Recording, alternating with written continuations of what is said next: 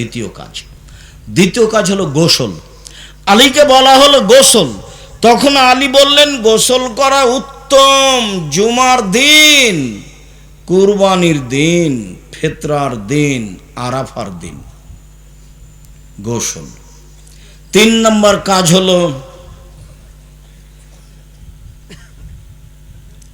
খেয়ে বের হতে হবে ঈদুল ফিতরে, আর না খেয়ে বের হতে হবে ঈদুল আজহাতে। আনাস রাদিয়াল্লাহু তাআলা আনহু বলেন, ইয়াকুল রাসূলুল্লাহ সাল্লাল্লাহু আলাইহি সাল্লাম কাবলা ইয়াযহাবিল মুসাল্লা তামারাতিন, ঈদের মাঠে যাওয়ার পূর্বে আল্লাহ রাসূল কয়েকটা খেজুর খেয়ে নিতেন। ইয়াকুল বিতরান, বিজোড় খেজুর খেতেন, বিজোড় খেজুর খেতেন। বুরায়দা রাদিয়াল্লাহু তাআলা আনহু বলেন, ইয়াতামু রাসূলুল্লাহ সাল্লাল্লাহু আলাইহি সাল্লাম কাবলা ইসাল্লিয়াল ফিতর, ঈদুল ফিতর পড়ার আগে আল্লাহ রাসূল খেতেন। ওয়ালা ইয়াতাম ইলা ইসাল্লিয়া, আর কুরবানির সালাতের পরে খেতেন।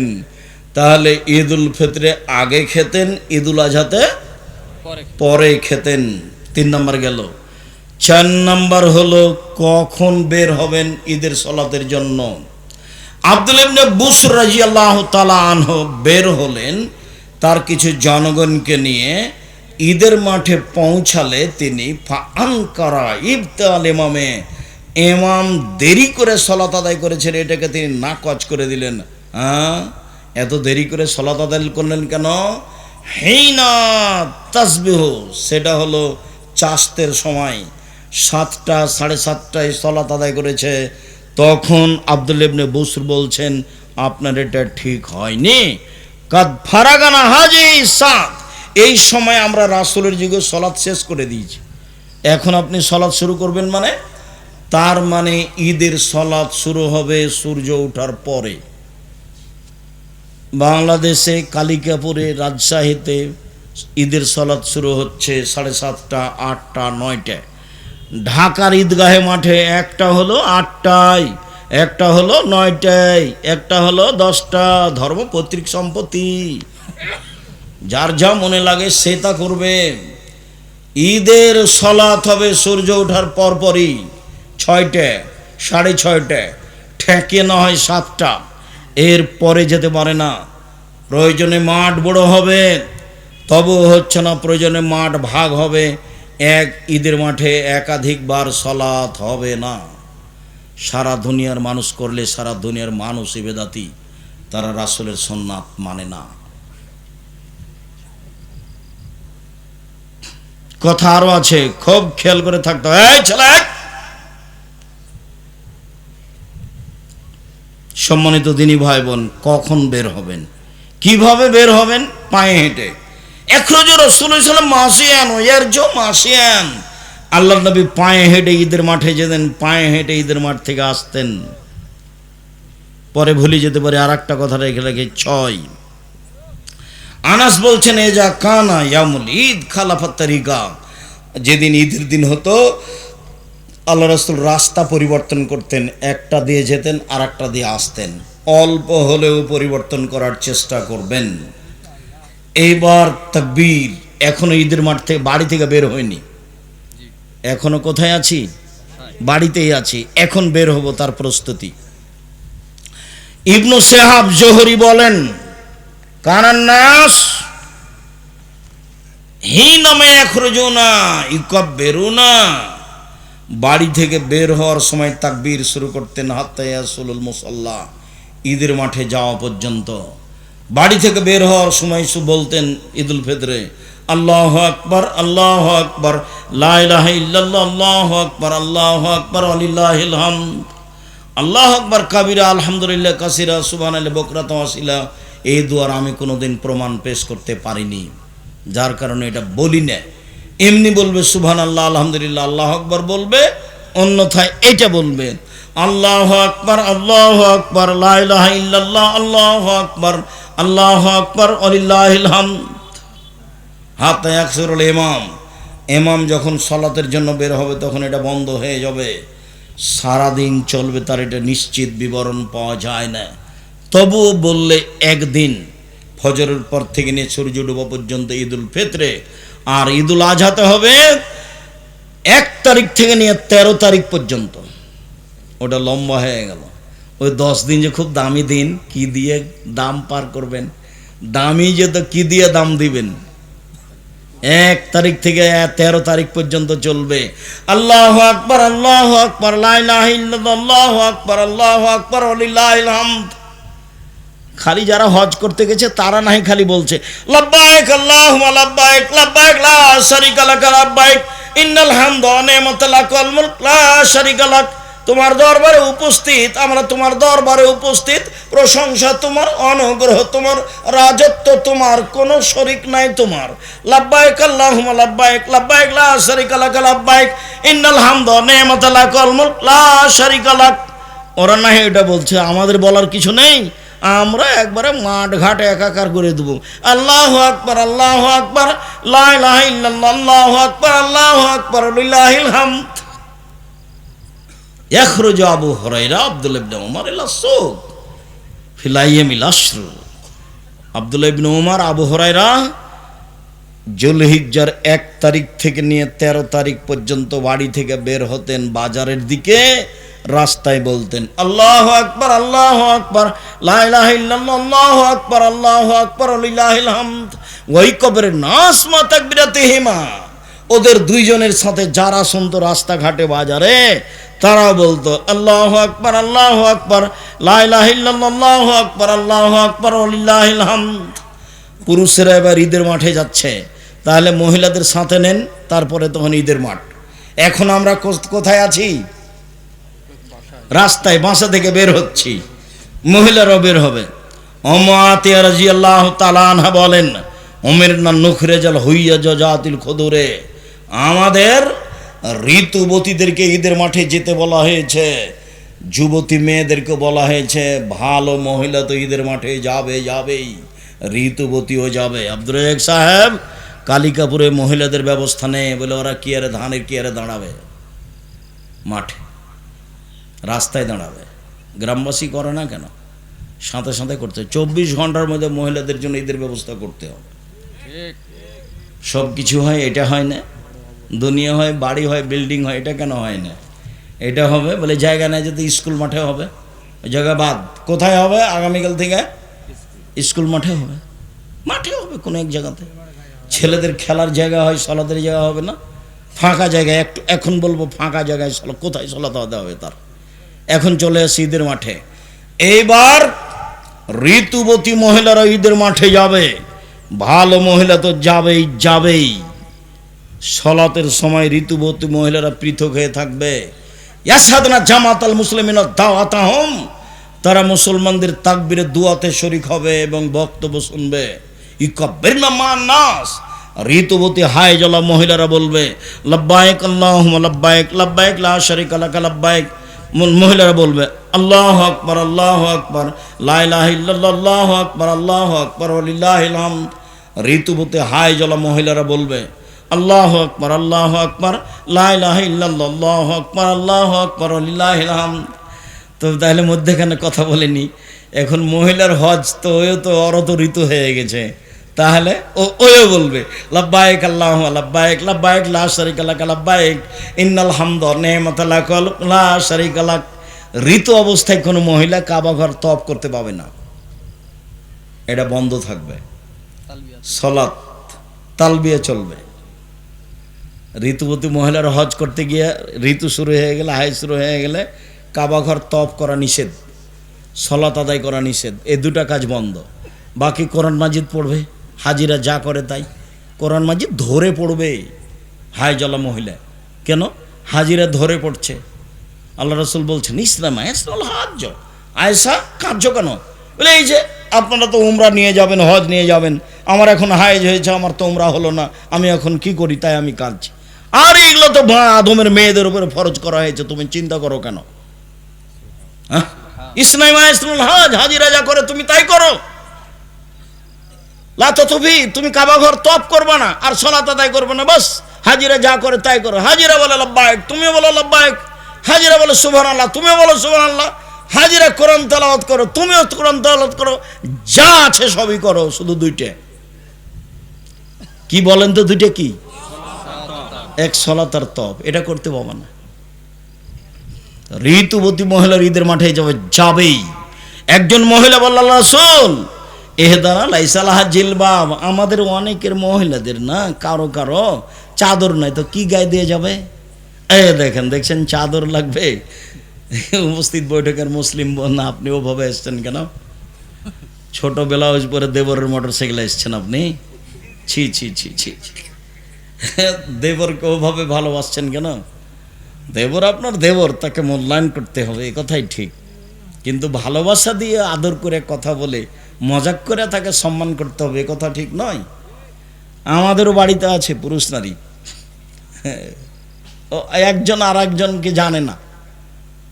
আমার একটাই ছোট ভাই মুস্তফা কামাল, একটাই, আমরা দুই ভাই। এখন পর্যন্ত মুস্তফা কামাল জানে না যে ওর ভাবি কেমন, অথচ ও আমাদের বাড়িতে আছে, থাকছে, খাচ্ছে। ওই কিছুদিন থেকে একটু কমেছে, এই অল্প কদিন থেকে, 2, 4, 5, 7 বছর থেকে হতে পারে। সম্মানিত দিনী ভাই বোন, ওটা ব্যক্তিগত ব্যাপার। যখন মানুষ নিজ স্বাধীনতা, নিজের মান সম্মান বিবেচনা করে কোনো মহিলা, তখন সে পথঘাট বের করে নেয়। কোনো মহিলা যখন নিজের পর্দাকে নিজে রক্ষা করব মনে করে, তখন কি করে নেয়? পথঘাট বের করে নেয়। কিছু কঠিন হতে পারে, হয় স্বাভাবিক। সম্মানিত দিনী ভাই বোন, কোথায় আছি এবার? ঈদের মাঠে। ঈদের মাঠে এবার চলেন, ঈদের মাঠে যাই। ইখরাজ রাসূলুল্লাহ সাল্লাল্লাহু আলাইহি ওয়াসাল্লাম ইলাল মুসাল্লা তুহমালুল আনাজা, একটা লাঠি সাথে নিয়ে যাওয়া হতো। ফানসে বাবাইনা ইয়াদাইহি, লাঠিটা সূত্রা হিসাবে গেড়ে দেওয়া হতো। ফাইসাল্লি আলাইহা, আল্লাহ রাসূল সে লাঠির দিকে মুখ করে সালাত আদায় করতেন। ওয়ানা যালিকা লা ফাদা ফিহা ইস্তাতার বিহি, লাঠি গাড়া হতো কেন?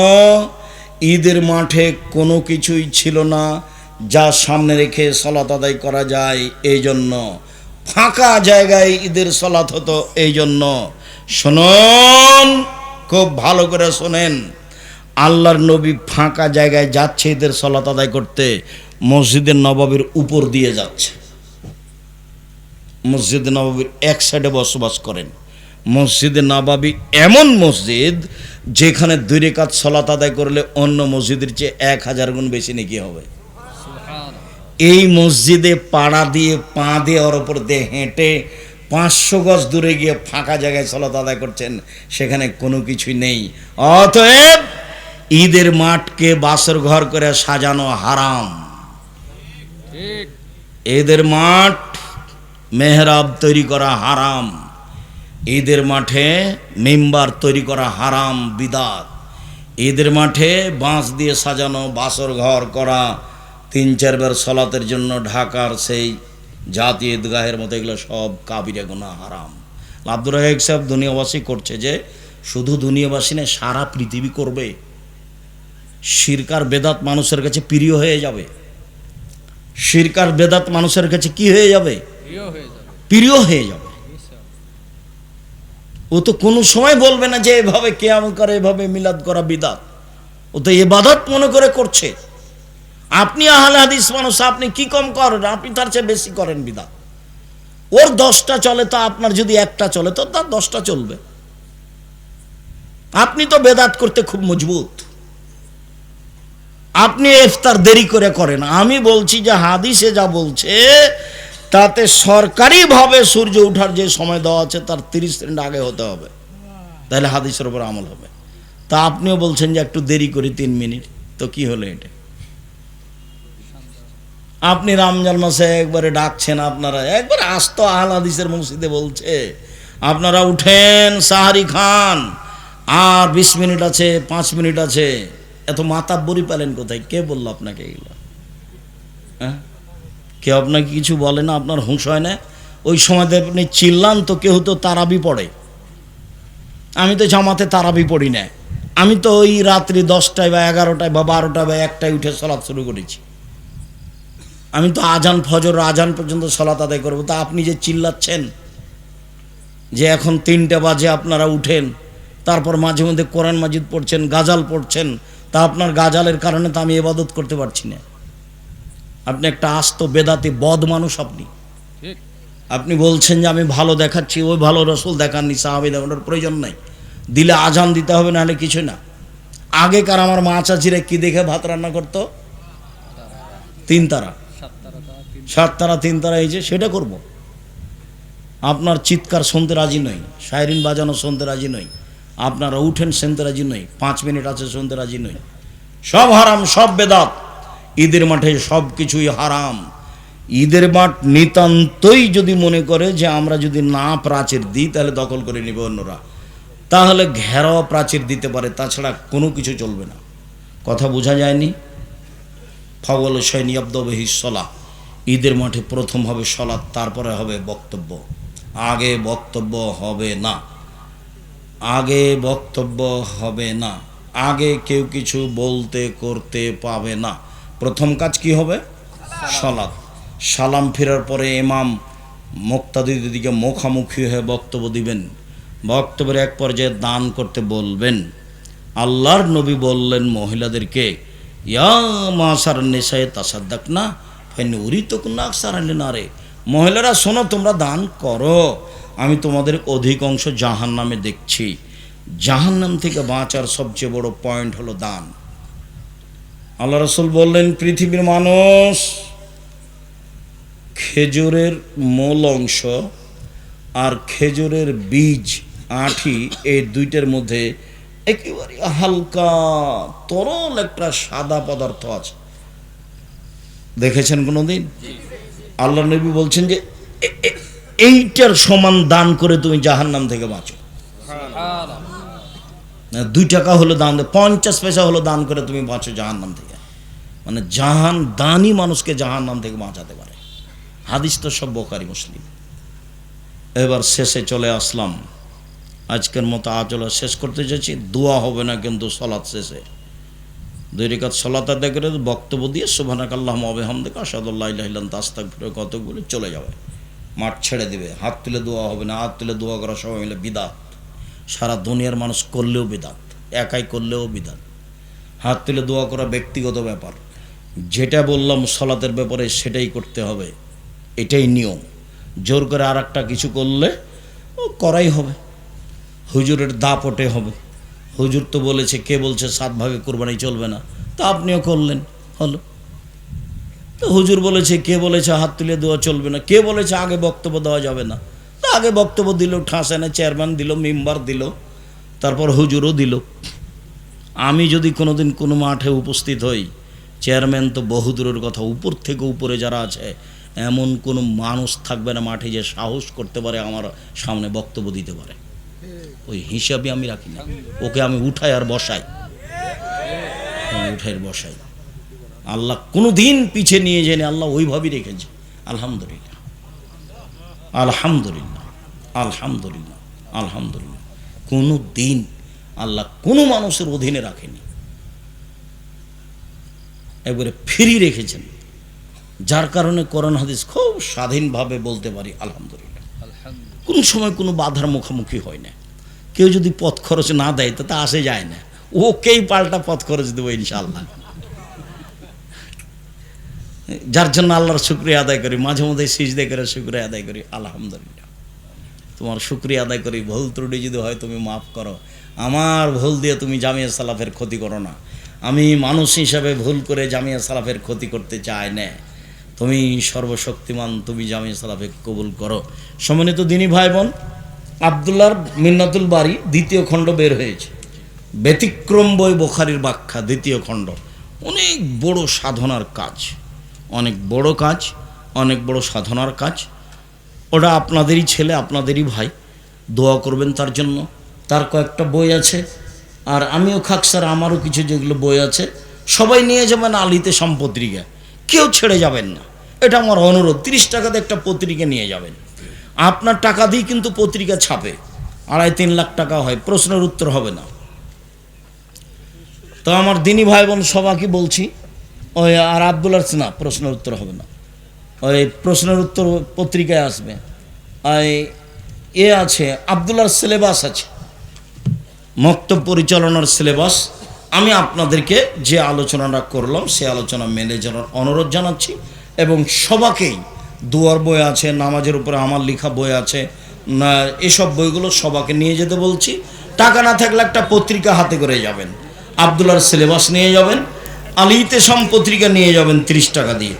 আমার দিনী ভাই বোন যারা আমার দিনী বোন আছেন তারা দেখেন, বেগম রোকেয়া বই লিখেছিল অবরোধবাসিনী, বেগম রোকেয়ার বিপরীত বই লেখা হয়েছে কেন হবো অবরোধবাসিনী।